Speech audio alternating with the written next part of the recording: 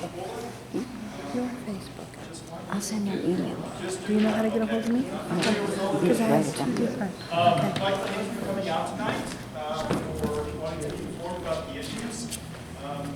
Given what's happening in our national politics, that's rather rare. The coverage tends to be around the horse race, so thank you very much. It's particularly important because our group, the League of Women Voters, we are interested in promoting an active and informed citizenry. It's the backbone of our democracy.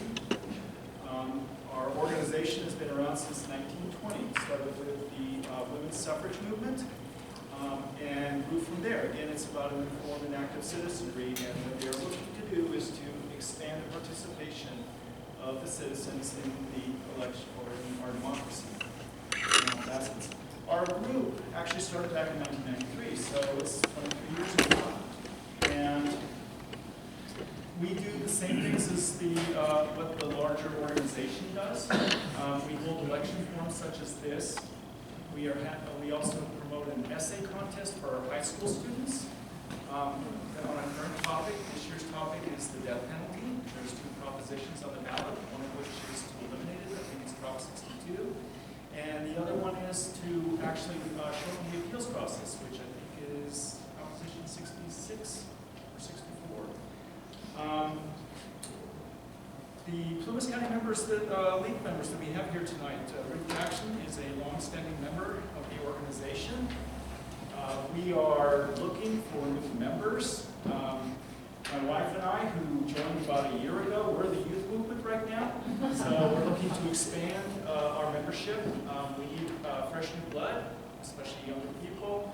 We're looking into possibly working on some sort of an arrangement with the college so that we can get young people participating in the democracy. There's I was just going to mention that we have these handouts on this table in front of the brochures for the local chapters of League of Women Voters, and also a reprint of the stand that the League of Women Voters has taken on a number of the ballot propositions this fall. They never endorse candidates, and they don't always make endorsements one way or another on ballot propositions, but there are a number of propositions this year on the ballot, and they are taking decisions on the majority of them. So there are copies here if anybody wants to take a copy and see what the league has to say. So we also have ballots that are up here. The positions, or voter registration, excuse me. And we also have the literature that Ruth just described. It's over here in this corner. Our literature for the organization is here. And the candidates' literature is on the bar at the back, if you're interested. So the way this will work tonight is that I am the moderator. Ruth will be the timer. My wife Elise will be, all of you have cards that are on your chairs on which you can write questions.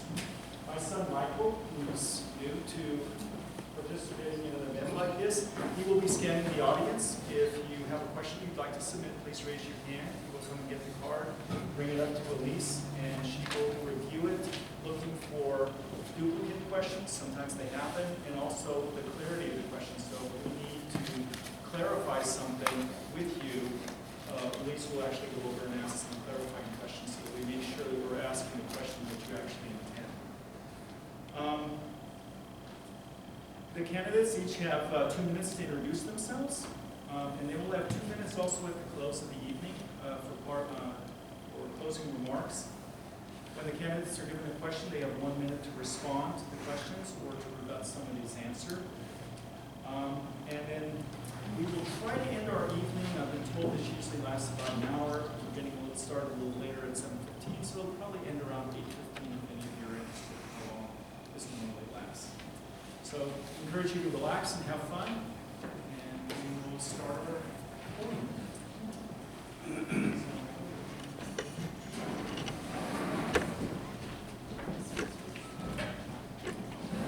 We will start with Michael Sanchez first, and followed by Phil Olds. And then what we're going to do is we're going to rotate through the candidates. So on the first question, Michael will answer answer first, followed by Phil. Second question will be Phil, followed by Michael, and so forth. Opening statements first.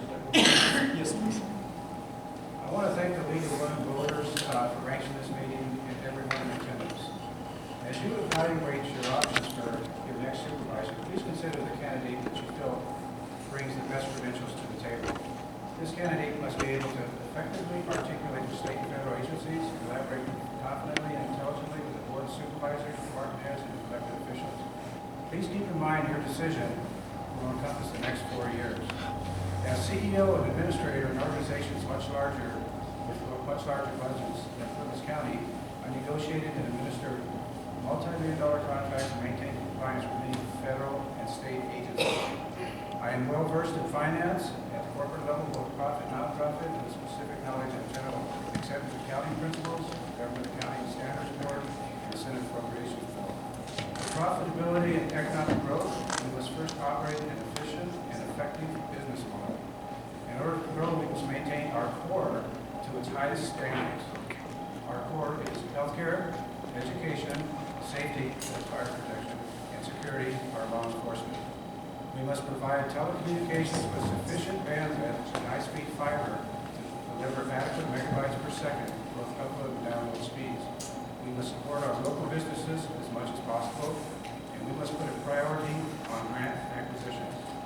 With our core sound, we can then attract new businesses and more tourism.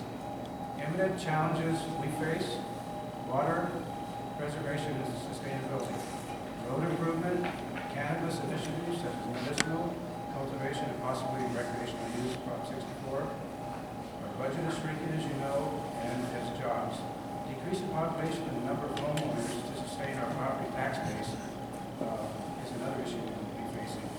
Together, we can meet the needs of Plymouth County and specifically District 1. I look forward to your questions. Thank you.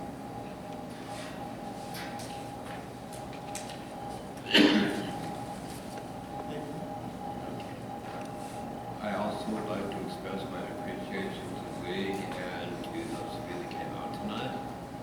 Portola native, an Army veteran, of SANCHEZ State, later Sierra College for forestry. My work history began at age 13 in the hayfields of Sierra Valley and moved to timber at not quite 18. After the Army, I went back to timber in 73, becoming a follower in 74. Most of my career was spent as an independent contractor, owning and maintaining all of my own equipment, being paid for what I produced. I also ran cutting crews on timberland, cut Christmas trees and firewood, and owned a log furniture and carpet business. I have 3 sons, 2 daughters, and 8 grandkids, so I know the concerns and challenges of raising a family on what you produce. I was also a caregiver for my parents in their declining years, and these days I live on a fixed income, so I know what those challenges are also. Been politically involved since 2011, winning a seat on the City Council in 2012. At the county level, I've served on AFCO, Upper Feather River Watershed Management Group, and attend Fire Safe and Sierra Valley groundwater meetings. My biggest concerns for Plymouth County are job creation, water rights protection, catastrophic wildfire prevention, and the pine beetle epidemic that's already destroyed the forests in the southern and central Sierra. According to CAL FIRE, it's killed 66 million trees and is moving north toward us, 150 to 200 miles per year. Partial solution is creation of fire hazard reduction, pine beetle eradication crews to biomass energy. The collaboration of all involved parties, we can meet the challenges, creating a healthy economy and fire beetle resistant forest.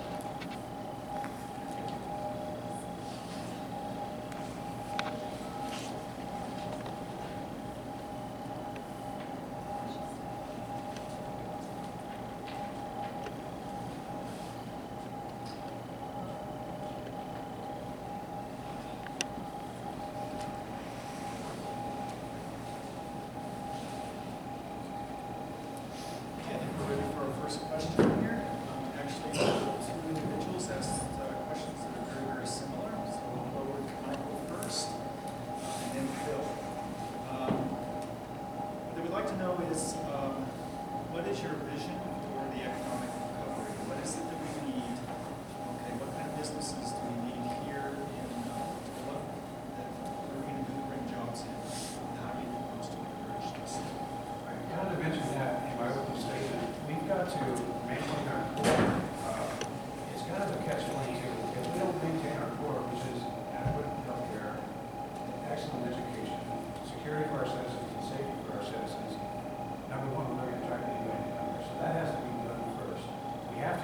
high-speed internet, because businesses will not be Portola if we did not have the adequate internet and bandwidth, so that's not going to happen.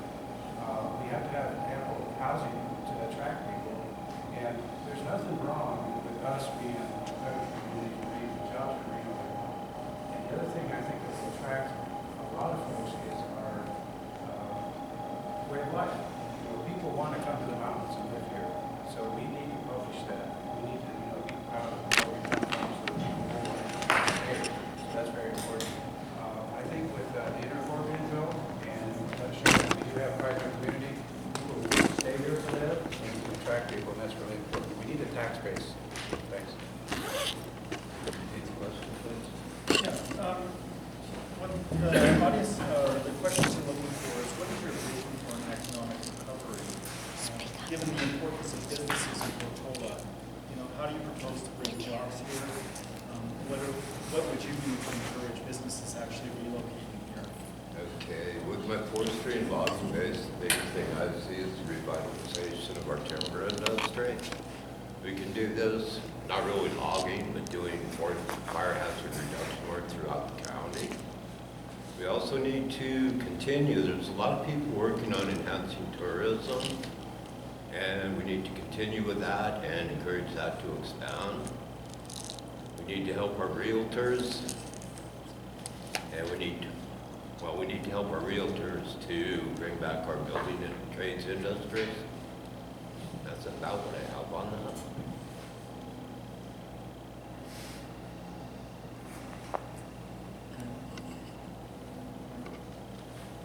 Well, we do need to thin the forest out, that's clear, and I think we can do that very easily, and biomass is another area that we can look at. Small businesses we need to start with first. We're not going to get the big business in town without the infrastructure set up. We're not going to get the big business in town with the infrastructure of the county the way it's set right now. We are really having some budget problems then in the county. So what we got to do is clean up our infrastructure, make the county a little bit more solvent internally, and we can do that through efficiencies and effective leadership down in Quincy. And sitting on the grand jury for a year, I was able to interview all of the department heads, all of the elected officials, and the board of supervisors. So I really know where there's areas that could be improved on to help us save money and do things more efficient and effectively and promote ourselves. I made a little bit of a mistake here. I gave Michael a second opportunity to speak. I'd like to give Phil the same opportunity. Okay, there are organizations in Yes. place. Are Would you you like to speak up? Okay, sorry. Nobody's ever accused me of being quiet. Made a mistake. Michael had a second opportunity to talk. I'd like to give Phil this, an opportunity, same opportunity to add to his comments if you'd like. Okay, we do have organizations in place. Big Fish Creations is contracted by the city and the county. They're doing a lot of promotional work to the point where Congressman Lamalfa came to look at Portola's Railroad Museum. So these things are starting to happen. They need to be enhanced, they need to be expanded, they need to be encouraged. As for the infrastructure, yeah, we have a lot of infrastructure problems, and that's right, we do need the revenue to solve them. An increased tax base. There's supposed to be 15,000 jobs coming into Reno this year with proper promotions and stuff. Some of those folks would almost have to come to Portola. One, our country's a lot more beautiful than the Nevada desert, and two, our homes and real estate is a lot cheaper. So I think growth will come this way. That's my thoughts. So we opened up with a question on business and economic recovery because that seems to be on everybody's mind countywide. But the follow-up question is, would that be your top priority? And if not, what would it be and why? And we'll start with Michael first. Our top priority for business is first, let's support the businesses that have been in town for a long time. I'm in a lot of charity organizations, and we go to the same businesses over and over and over for donations and donations. And I think what we need to do is we need to support the people that have weathered the storm in Portola for years and years and years. And we can do that. We don't have to shop exclusively at their stores, but we need to give them a little bit of business. We start with our internal business. We get them strong so they can stay in Portola, they can pay their taxes, and then that will attract other small businesses because you'll see the kind of effort that we're putting forth to support our local businesses. Without our local businesses, we would be in trouble, and the people that have stayed here for so long have done a tremendous job, and I applaud their efforts. It's not easy being a business person in Portola these days. Okay, job creation links directly to our shrinking population. Children come out of Portola High School, they love home, but they can't raise family here real often because there's just not high quality jobs to sustain them. This is why I'm thinking heavier industries, biomass, things like that, because those would produce jobs that would give our children an income where they could stay here. We used to have logging, railroad, even mining. The railroad's basically gone. Logging's basically gone. What we need to find is other ways. Mike has a point on small businesses for sure. We need to find other ways to bring high quality jobs, not minimum wage jobs, but quality jobs into our area. I think the fiber optic operations are going to help a lot because that will bring people from other areas. There's a pair of lawyers up on Beckwood Peak.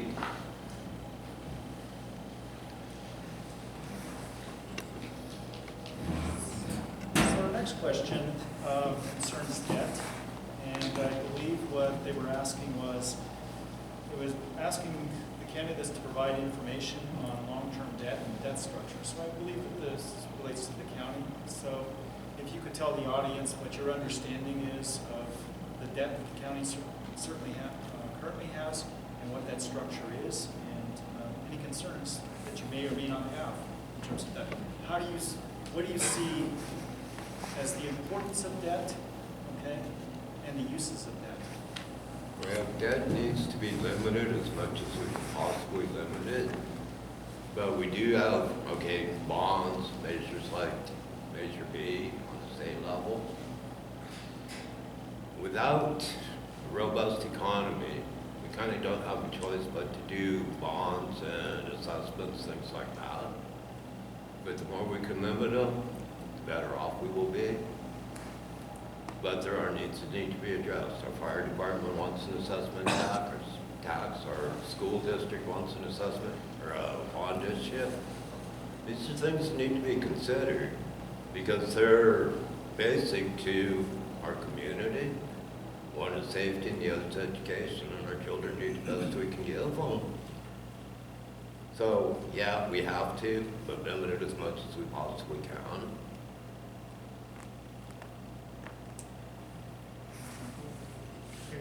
Debt in business normally isn't a bad thing if you have the pay down mechanism to pay for debt. Because when you have debt and you have the mechanism to pay for it, it's okay if you pay your bills because you get a good credit rating.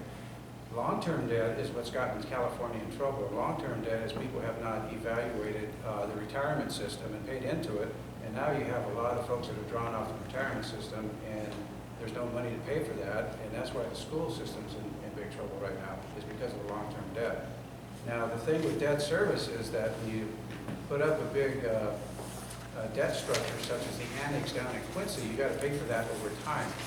And as that bill is not going to go away, the debt structure is there, and if you don't have the income to pay for it each year, then you're going to end up taking money out of your general fund, and it gets pretty ugly. So you've got to take a good, sound look at extreme long-term debt and make sure that you can cover it over time with your adequate revenues. So the next question regarding debt, we get a little bit more specific. So on two specific types of current taxes, we'd like your opinions on. The first one, and we're going to start with Michael, is the fire tax. Okay, what is your opinion of the fire tax? Do you think that it's necessary, or would you feel that it would be a tax that we should let go? And the second one is, what is your feelings about the Measure B?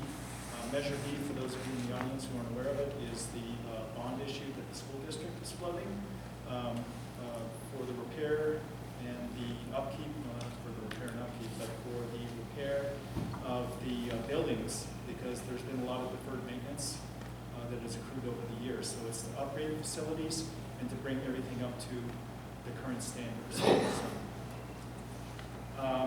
And it's $50 million.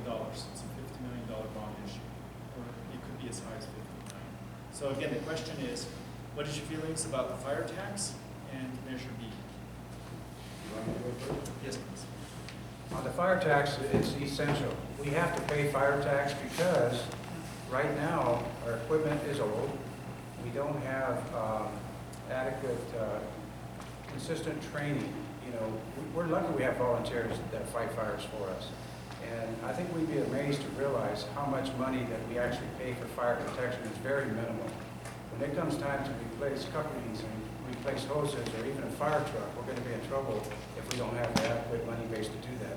I know taxes scare people, but we got to realize we're trying to fight fires with volunteers, and we got to give them the right equipment. We got to pay for that. And when you look at what we pay for fire protection tax, it's very minimal considering the benefit we give when these people put their lives at risk to fight fires. And the mutual aid is really what keeps all of our fire districts going. So that is, I have to agree. The folks that fight fires for us are our heroes. They're hometown folks, most of them young. They need every bit of training that we can give to them and the very best equipment we can buy for them. I don't know where the amount on the fire assessment is going to land yet, and I'm concerned about that because a lot of us just really don't have much money that we can use.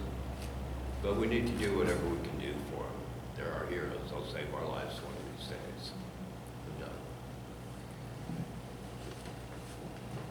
The next question is somewhat related to that. It actually has more to do with probably the budget for the county, and that is the position of the Chief Administrative Officer, which hasn't been filled, as you know, for a number of years.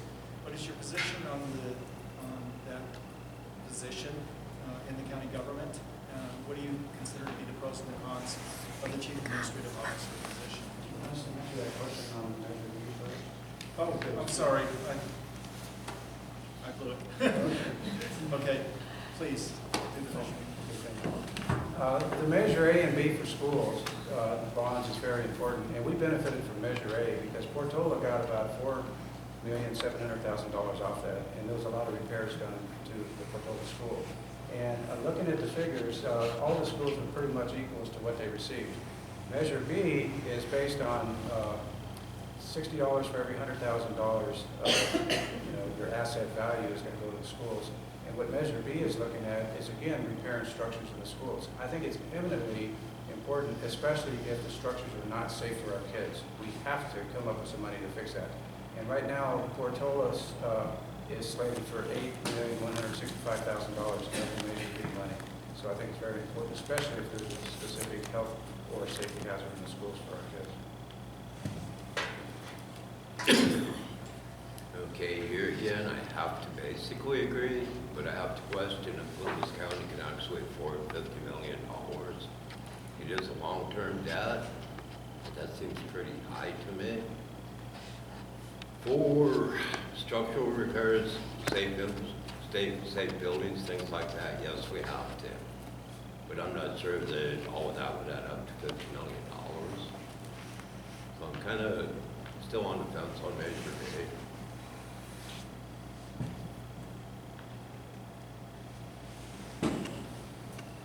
So now we get to the question I guess I was chomping at the bit to ask. So what is your position again on the position of Chief Administrative Officer for the county? This position has been filled for a number of years. What is your understanding of what the position is, and what is the position that you're taking as to the necessity or the lack of necessity of the position? The CAO position was eliminated about 3.5 years ago, almost 4 years ago. That position is heavily laden with finance and budgetary responsibilities. What happened was the CAO was asked to leave, but instead of just firing CAO and bringing somebody else in, they fired the position. And as a member of the grand jury, the first thing I looked at when there was a void in there, I looked at the organizational structure, and it hadn't been changed in 4 years. They still had the CAO on the org structure, which is ridiculous for infrastructure.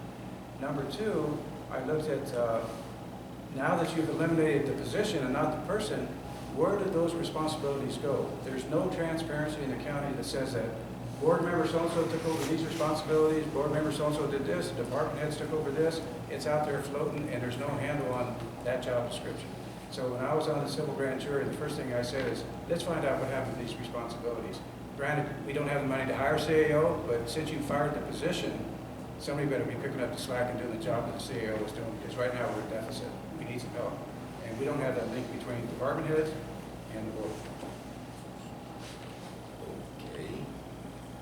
As it stands now, and I've been to a lot of supervisor meetings over the winter and the spring, the financial decisions are decided department head by department head with our financial officer, Susan Scarlett. And it kind of works. It could be better. If we could afford a CAO, we should have one. But altogether, you're looking with a staff, with a vehicle, with PERS, with benefits, you're looking at somewhere around $500,000 a year. And I can't see where Columbus County can do that right now. So, opposed to a CAO, but when times are better, we should have one. Oh, who's taking up the slack? Like he said, something happens at school, we've got to take up the slack. No, the supervisors are doing that. Supervisor, the financial officer, and the department heads. We did sit in on these meetings, Michael and I both. If there's additional questions from the audience, please write them down on the cards. Raise your hand. If you don't have a card, we'll provide a card for you. We definitely welcome all the questions from the audience. Would the moderator mind if I close this curtain to try to block some noise? Go ahead. And would you please speak louder? Can everybody hear the candidates? No. Okay. So We're maybe not if the hearing the candidates questions. understand when they respond. Sure. Yeah, whatever we need to Should do. we start with our opening again? Okay. Oh, you, okay. Okay. So the next question actually is subject specific, and the subject is the libraries. Okay. What is your position on the libraries? What will you do? Do you consider them important? If you do, what will you do to keep our libraries open? Okay. Will you increase hours if necessary? What will you do to increase access? The libraries are very important for many reasons. Number one, it was our first hub in Portola for the internet, so people can go get on the internet. Number two, it's vital for our school kids to be able to access the library after school, and they can research documents. It's vital for our citizens to have a place to go to at night, so they can look at magazines, they can read. They're in the comfort of a warm building. It's a nice haven for education. I would support libraries 100% as supervisor, because I think that is part of a connection to your community. And it's not that expensive to run a library. The FTE for running a library is very minimal. Right now we have libraries closed on Fridays, and I think we're going to have an initiative to start opening the libraries. I think we need to bring the libraries back. That's just a place where kids need to learn to go and want to go and learn. And you can be anything you want to be in the world, because everything that's in that library will teach you to be whatever you want to be. It's right there in books, and we need to make that accessible to our kids and to our citizens in Portola. Okay, I find nothing at all in what Michael said that I could really disagree with. Would also add, not always at a computer hub, there's kids outside using the Wi-Fi hotspot constantly. It's a center, piece of the center of our community. We need to keep it, we need to expand it in as much as we can. There again, always are issues, but it's like Michael said, libraries aren't that expensive to run.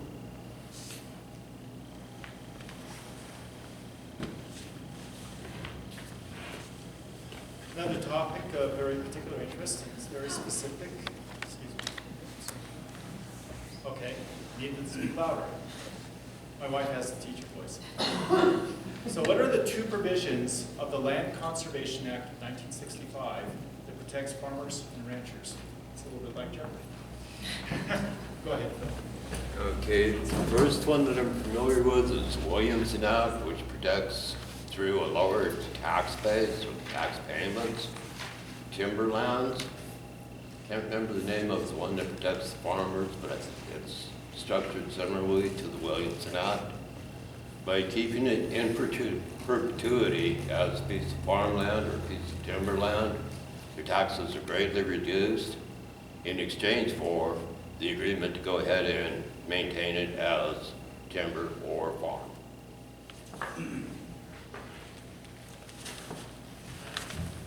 Well, the Land Conservation Act of 1965 is the Williamson Act, and what it does is it protects the farmers and the ranchers from two things. Number one, from annexation. You know, it doesn't allow somebody to annex right next to where they're growing a crop. And number two, it protects them from being overcharged for their potential growth on their farm. In other words, if the government says you could probably make $2 million here, but you only make $500,000, we're going to tax you on $2 million. They cannot do that. And what people don't understand, and I've been talking to the farmers, is the Williamson Act is actually a 10-year agreement that they sign. So once they sign this contract, they need to make sure that they renew that contract and understand the terms and conditions in the Williamson Act contract. It protects them from being overtaxed based on perception of what they can make, and number two, it protects them from zoning, so people don't zone right next to their land that they've lived in for generations. Thank you. Hey, the next couple of questions are, I guess, getting to know you types of questions. So, I think members of the audience are interested in a little bit about your personal backgrounds, a little bit, maybe talk a little bit about your families, okay, children, and you know how the employment jobs that you've held over the years, and a little bit of background, personal background about yourself, so that they can understand you as an individual a little bit better. So go ahead, Phil. So we did that in the introduction. Okay, I'm 65 years old, Portola native, of course. I have 5 kids that I raised, all of them doing well. I think 2 of them have college degrees. Everybody works, takes care of their families. My guys are doing good. Unfortunately, only one of them happens to live here. He's a wildland firefighter, who also has my youngest grandson, youngest of 8. Spent almost all of my life in the woods. Became a timber faller in 1974 and stayed there until I disabled out in the early 2000s. Was a caregiver for my parents after I disabled out, the last 7 years of their lives. To and including keeping my dad out of the nursing home, letting him die at home in bed, even though it did mean changing diapers and things like that. Undoubtedly a lot harder than cutting logs.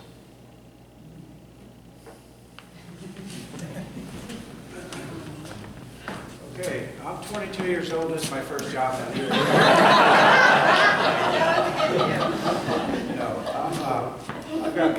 Char and I have 3 boys. 2 of them are retired Navy, very successful. Our youngest son's a school counselor down at Turlock. We have 7 grandkids.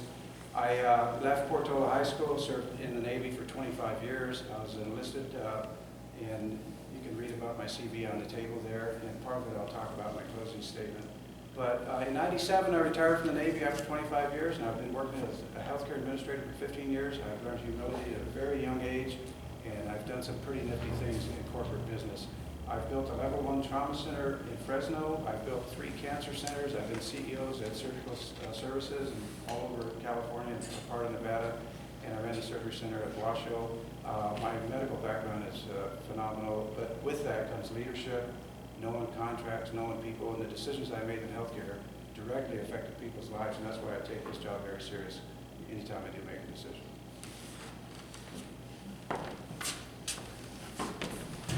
Coming to the end of the questions, unless there's follow-up from the audience, follow-up questions. And this is more of a general question. That's integrity. Okay, how would you define integrity? Okay, how would you bring integrity, okay, to the position that you're running for? Go ahead. I learned integrity because I had to act as a military. As a naval officer, you have to show integrity every day, or else you'll lose your staff, and more so you'll lose your commission. It's just required of being a naval officer. What's really important about integrity is that you have to be transparent. And I will be transparent as your supervisor. The worst thing you can do is tell you folks one thing and go to the Board of Supervisors meeting and say something else or vote something else. I'm here to represent you as my constituents. I may not make decisions that are popular, but I'll never make a decision without thinking it through and knowing all the aspects of all of the things that go into either contracts, processes, decisions, you name it, I'm there. So very thorough and very honest, and most importantly, I'm very transparent. So that's what integrity is all about. You can look at somebody and say, he's a straight shooter, and he's always going to be a straight shooter, and that's what you're going to get with me.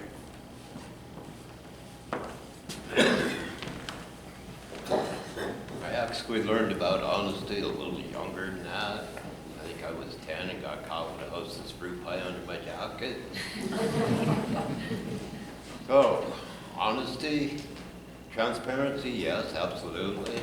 If I tell you I'm going to do something, I'm going to do it. If it can't be done, I will come back to you and explain why it can't be done. But I've always been a man of my word. I take a lot of pride in my sense of honor. And, well, I have 4.5 years on the Portola City Council, and everything I've done there was transparent. Most of it was good stuff for the city. Thank you. We have one follow-up question that's being written right now, but the last question that we have up here on the table is regarding your qualifications, okay? In other words, the specific experience. If you could, before you do your closing statement, basically try to sum your experience and how it relates to the position. What it is that you're experiencing, what from your experience that you've had actually do you do this specific job?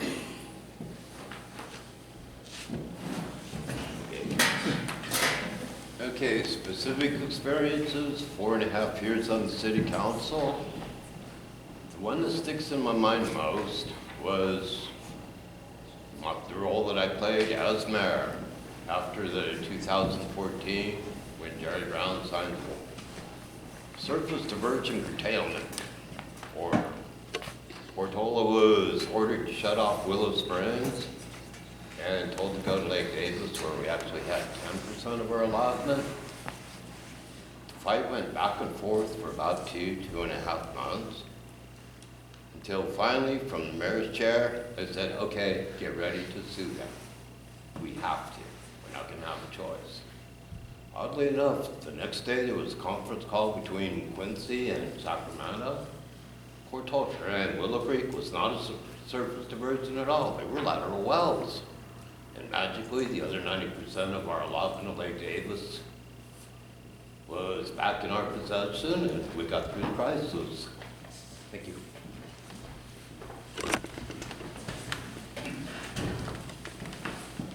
Well, my experience is healthcare, and we all know how important healthcare is. We all know what the Affordable Care Act is. And with our aging population, healthcare has to stay optimal for everybody. People are living longer, the bell curve is there, we have to figure out ways to take care of everybody. We know the money's not there. Medicare dollars is just starting to dwindle a little bit, we gotta be careful. The only other part of the budget we can tap into is the defense budget, and you know what's happening now in the world. So with my experience in healthcare, it's very important that you know that I have sat across the table from senators in the Armed Forces Committee in Iceland. I've sat on big boards for multi-million-dollar decisions on level 1 trauma centers. And with that comes the business plans, the outlays, everything that's required to make the right kind of decision. So that's why I'm telling you that there's no other industry that I can think of that is more over-regulated or scrutinized aside from the Nuclear Regulatory Commission, and that's healthcare. And I've been in healthcare for over 40 years. I understand it, I know it, and all the terms that come with it. Thanks.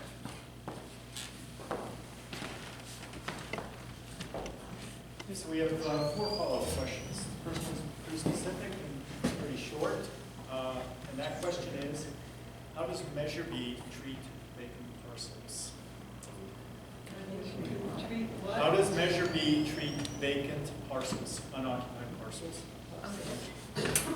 I have to admit that I don't know that answer.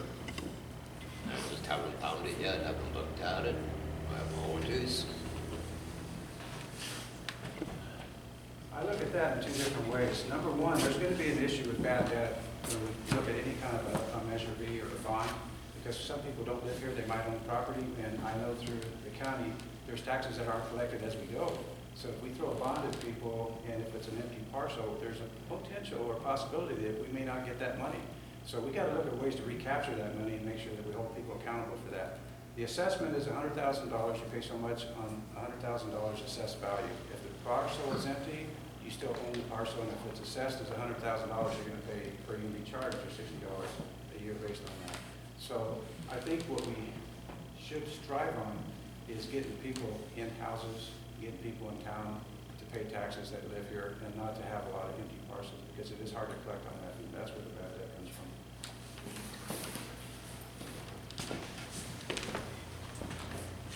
Okay.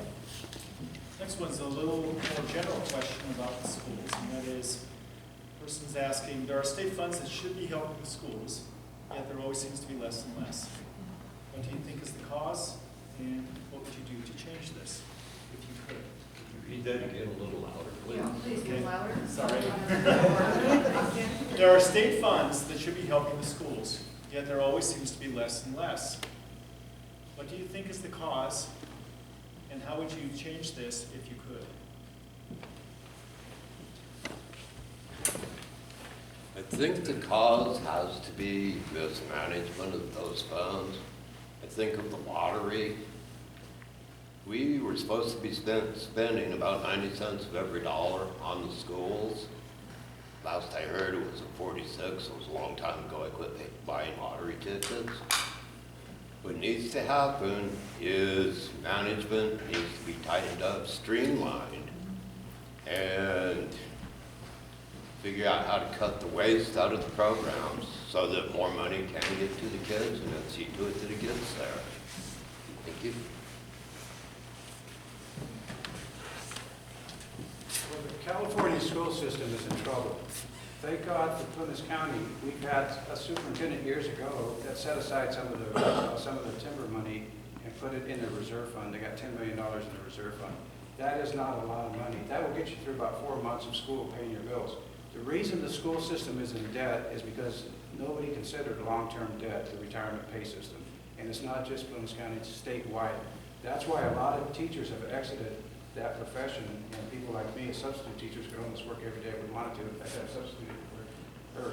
But bottom line is it's mismanagement of looking at long-term debt. If you hire somebody, you got to know you got to pay their salary, but it doesn't end when they retire. You got to keep paying after retirement, and people didn't factor that. Now we're paying the piper because we have long-term debt that we did not put enough money aside to pay for it, and it's coming out of our direct school funds today, which is hurting our kids.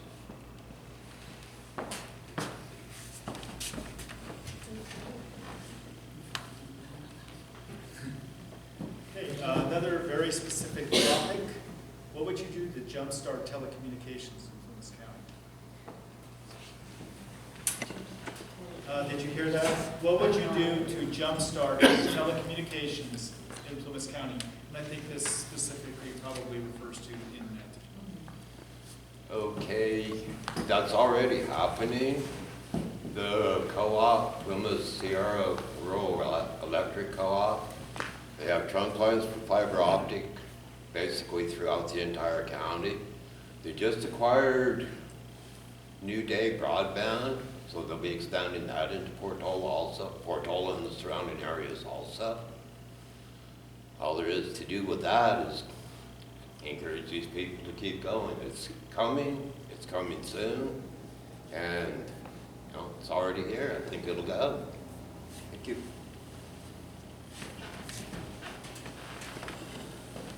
We got a small piece of internet in fiber optic. It's not near what we need. I talked to Bob Marshall. We're way from being where we need to be. Fiber is expensive. It's about $1 million a mile to lay it. And when we start telling people about school bonds and stuff like that, when we go to them and say, we want to run fiber optic to your business or to your house aside from Main Street and Portola, we're talking about all over the county, Sierraville, Vinton, Chilkoot.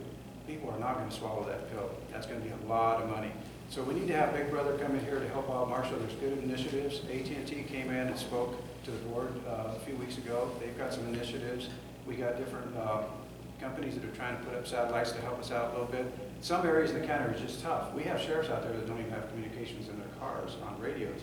And yet now, saying that we're going to be able to get broadband in here is going to be pretty tough. It's going to be costly. We need it. We got to figure out a way to get it here. And I think the best way is through grants and probably through big companies like AT&T with collaboration with Bob Marshall, our local internet service.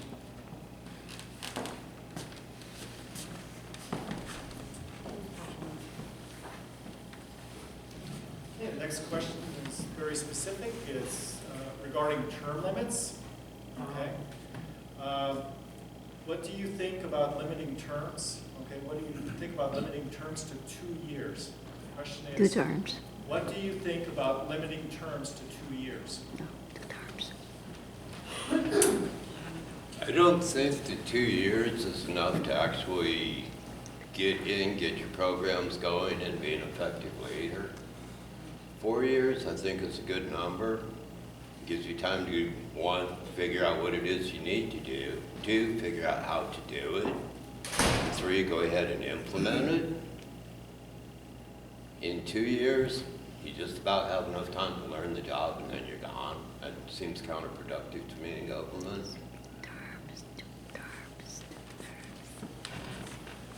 Okay, I have a different view on this. I think 2-year terms is excellent for 2 reasons. I think the day you snap into your job, there is a learning curve, but if you get elected, you've got several months to get ready. I'm ready to step in right now.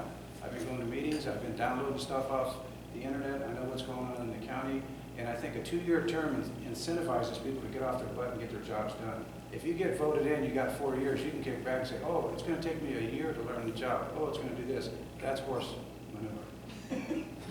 You get in there and you start working day 1, and you don't rely on the 4-year term. Now, if you're doing a good job and you got job performance and you're doing what's expected of you, you'll get reelected. But I think 2 years is fine, and I think you can get a lot done. And the way you can get it done is if there's a good handoff policy between supervisors. Right now, a supervisor leaves and somebody goes in there and there's nothing for them. You've got to have something in place so where if you left your seat or if you were in a car crash and died, somebody could go to your desk and say, oh, here's what he's working on, here's all that information, I can go.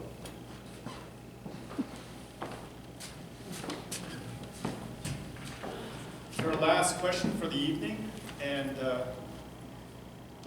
given the fact that newcomers to the board, okay, what would be your approach with working with board members who have been there for years and who've worked together for years? So I'm going to repeat it. I'm sure it's loud enough. As a newcomer to the board, okay, what will be their approach to working with board members who have been there for years, okay, and have worked together a long time?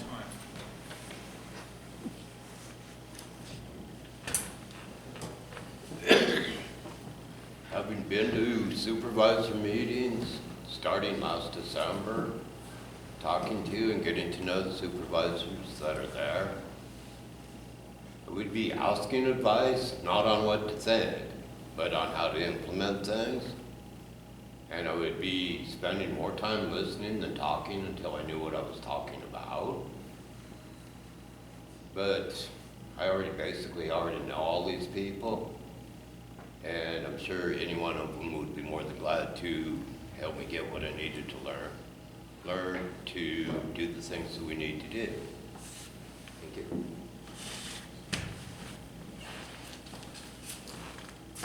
Being military, ex-military, I respect authority and I respect positions. But yet, I'm going to hold the same position they did. They've been in the seat a while, I respect that. When I come in with ideas, I'm going to push them. And I'm going to ask for collaboration with them. But I'm not just going to push them because they're my ideas. I'm going to push them because I'm going to have the data behind me to support what I'm trying to do. I'm not going to make a blind decision, and I'm going to try to get their buy-in to certain processes or certain agreements, whatever we're looking at. I go to board meetings, and I don't sit there. When I go to board meetings or where I go to Irwin meetings or any kind of meeting, if something doesn't smell right or look right, I pop off and I say something. So all of the board of supervisors right now realize that I'm a very interactive kind of guy, and I think they're really excited that I may be able to come in and join them because I'm not passive. Let's get things done. We got to get this county moving. So I do that from day one. I've done it as a bystander, going to meetings. I don't sit and listen. I interact, and I have some pretty good suggestions. So they appreciate that. Okay, an additional question. This regards the CAO position, which is currently vacant. And the question is, as a supervisor, how will you get a handle on the CAO responsibilities, okay? How they're actually being handled currently, and whether in fact they're actually being handled adequately. So, does everybody hear that question? Go ahead. Well, as I said earlier, the CAO is your finance officer. He's like your executive officer, you know, to a commanding officer. And that position was really, really important, and especially in the administrative policy for the budget process. They had Susan Scarlett in there for 3.5 years. Susan gave them the budget, and they kind of understood it from the outskirts. None of your supervisors can drill down to what a budget really is. They've learned a lot. Susan was really good at helping them. I've got that experience. When I look at a budget or I look at a general ledger account, I just don't say, oh, there's $350,000 there. I drill down to find out what populates that $350,000. Where is money being spent? You know, is there efficiencies there? So they know my background, and so I've sat with hours with Susan Scarlett and talked the budget. And that was part of the CAO responsibility. So with me moving in there, there's not going to be a bump in the road at all as far as me trying to figure out what the CAO did, because I did what the CAO does. So that's not a big deal.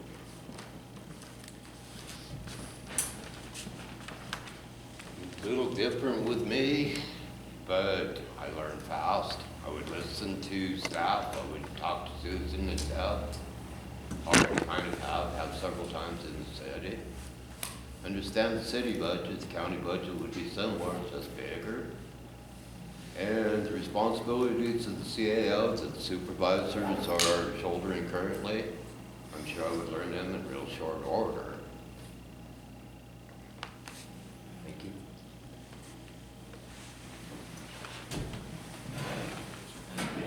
Any other questions in the audience? One last chance. I'd like to thank you for coming out tonight. We do want to mention that there will be a candidate. Oh, I'm sorry, closing statements. You can tell I'm new to this. Okay, each candidate will have 2 minutes for a closing statement. Go ahead, Phil, since you went first last time. Okay, when I started in politics almost 5 years ago, my only objectives were to do as much good as I possibly could and to be a dedicated, real public servant. These objectives haven't changed. They remain the same. Approach the supervisor's office the same way. I've accomplished a lot. I always listen to people. I always try to implement changes that will improve our quality of life. I always take a common sense, hands-on approach to problems and challenges. One more thought on fire hazard reduction. I want to see fire-safe perimeters established around every community in the county that's at risk. Could be implemented on both public and private lands with collaboration through the Forest Service, CAL FIRE, and our Fire Safe Council, and of course landowners. Another concern that I have is the need to protect our water rights. I already mentioned that I played a real important role in the Portola crisis. We need to develop jobs in the touristic industry through continued marketing, trail development, and special events like the gravel grinder that we did last summer.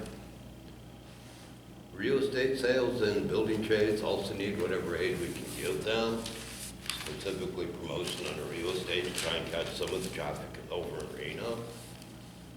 What I bring to the table is local political experience, work ethic forged by a lifetime of production work. Knowledge of the daily challenges we all face on the land and resources we use and are obligated to protect. Listen well, honesty and dedication to the job are a huge part of me. Begin, please. Okay.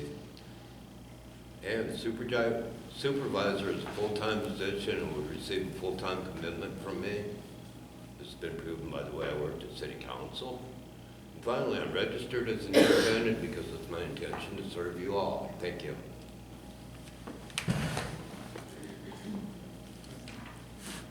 I want to thank Phil Holmes, my opponent, the League of Women Voters, and everyone for all your great questions. I appreciate that.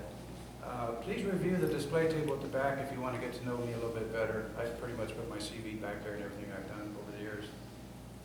I am one of Portola's own.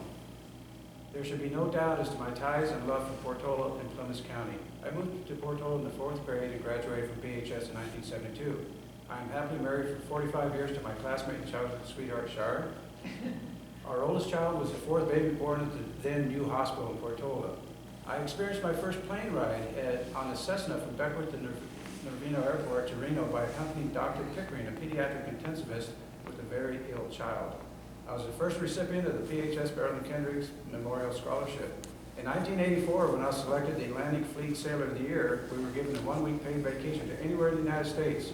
We elected to fly to Reno and spend our week in Portola visiting family and friends. In 1990, while stationed in Okinawa, Japan, I received orders to Alameda, California. Char and I decided to have a home built in Portola so our children could attend PHS.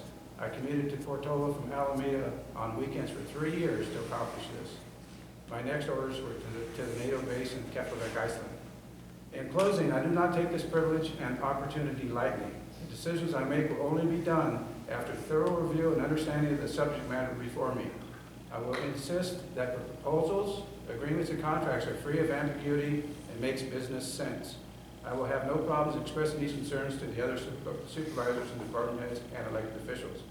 As you crest the Beckwith Pass, you will see what I saw for the first time as a child, the beautiful view of Sierra Valley loaded with culture and tradition and the majestic mountains in the background, the gateway to Plumas County. I am privileged to live here, and I will be proud to serve as your supervisor. Thank you for your time and consideration.